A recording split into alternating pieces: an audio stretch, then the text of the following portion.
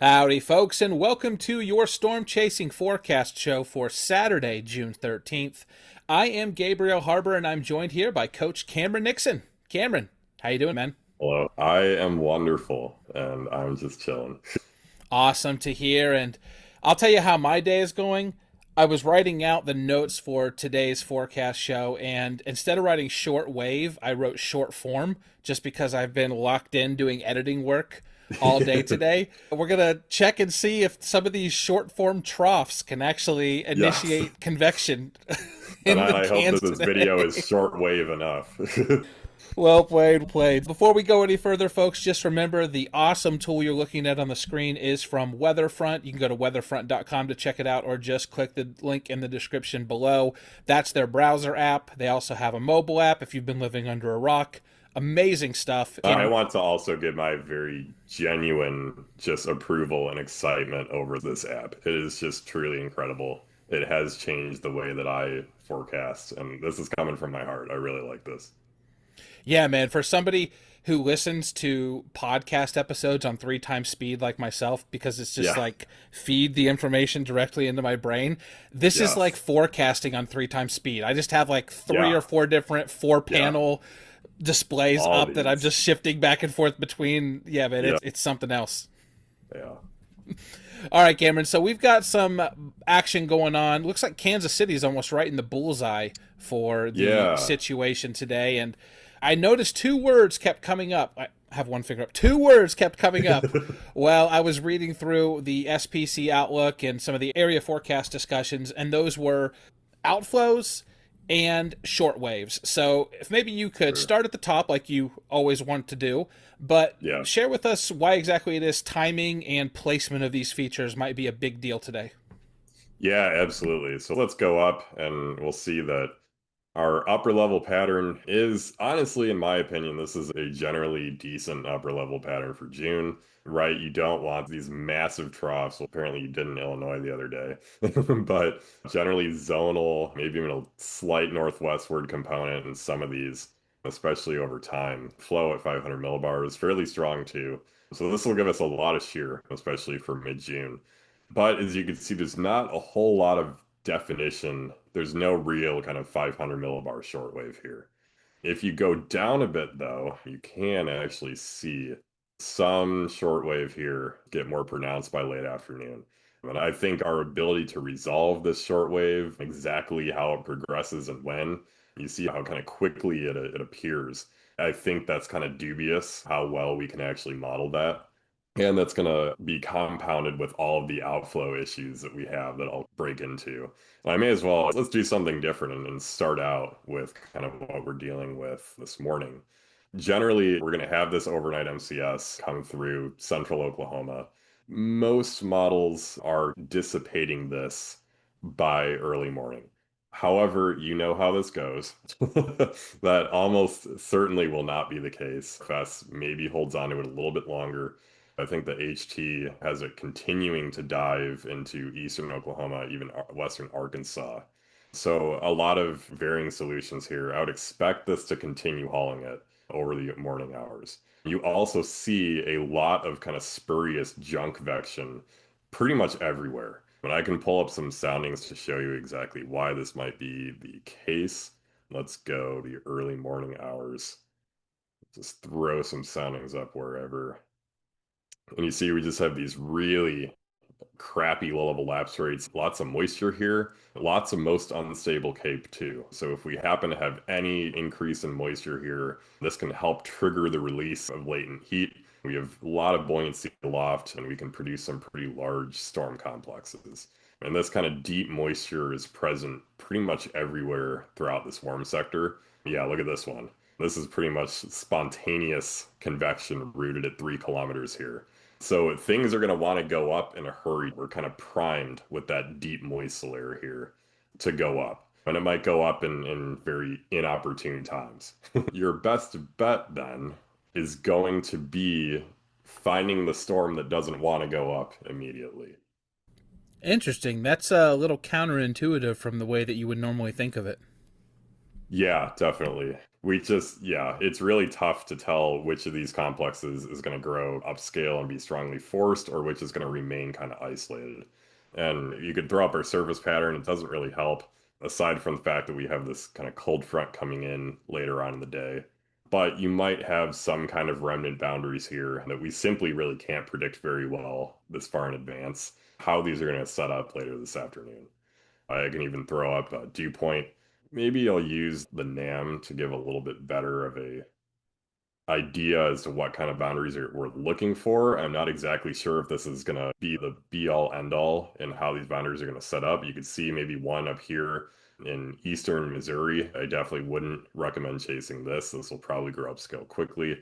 You see our cold front here. And then you see maybe some semblance of some kind of dry line circulation or triple point. I'm using this word really loosely, setting up in kind of northern Kansas here. And if you pluck some soundings later on in the afternoon, I generally see a lot of mixing going on in these lowest levels, mixing out of these really high dew points. So this is a pretty good way to get diurnally driven convection. Maybe you get a supercell that pops out ahead of the sagging cold front or whatever this is. So definitely my preferred area at this range would be something in northeast Kansas. So if we move over and look at Cape and how much we get from all this juicy moisture, it's going to be a lot. The rep is particularly enthused about Cape, and we can pluck a sounding kind of in northeast Kansas again. And this is just ridiculous. I'm not sure. I think this is a little bit contaminated, probably pretty moist.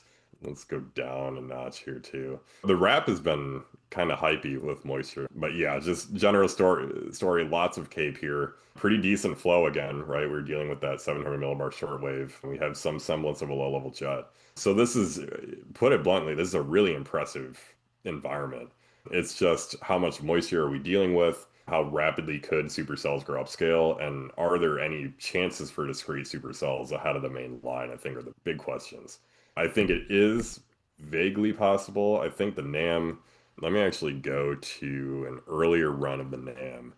I think it showed kind of what I would consider the ceiling scenario. And it had this early morning MCS here in eastern Kansas, western Missouri. And you kind of get this convection blossoming right along that recovering outflow boundary, maybe supercellular for a couple hours, and then just grow up scale with the rest of the stuff. I think the HT, yeah, that also had a kind of an interesting solution. Again, in the wake of whatever was traversing this corridor. And later out in the afternoon, you get some kind of storm forming on that boundary. Supercellular and also not big and blobby, but that might be a viable target too. Now, is this a situation where before it goes full upscale mode, if you do have a lot of this blobular convection, that you could be looking at some storm interaction theory at play? Yeah, oh, definitely. Yeah. And it'd be dumb to say that there isn't a fairly high ceiling just because of the thermodynamic and kinematic environment that we were dealing with. I really wouldn't be surprised to see a significant and or intense tornado. I just don't think the likelihood of that is extremely high. But I do think it might be relatively easy to find if we have some kind of obvious outflow feature setting up. So, really, just a day where you're going to be paying attention very closely to all of the very small storm and Yes. mesoscale features and really letting that dictate where you go. OBS, satellite. One thing that I would look out for on satellite on a day like today is just the scouring out that you see behind these MCSs and maybe some roll clouds. I always look for those roll clouds on the north side of a boundary. I think that kind of might be your cue to stay north of those roll clouds on kind of that recovering 3 kp air mass and just kind of park it there and then hope something fires on the perimeter of that. Cameron, I know you want to also talk about a sexy Iowa play that a lot of people might not be considering, but I before sure we do do. that, I just want to remind folks that we do have a channel membership. It's called the Chaser Academy, and in my estimation, it's one of the best deals out there in storm chasing. You're going to get weekly bonus videos. We also have weekly live group coaching sessions.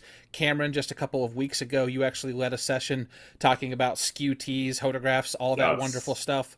You get access to a Q&A channel in our Discord server where you can ask all of our coaches like Cameron, like Trey, Hunter Folks, Fowks, I always say his name wrong, Kyle Gillette. There's lots of Same. awesome people in there.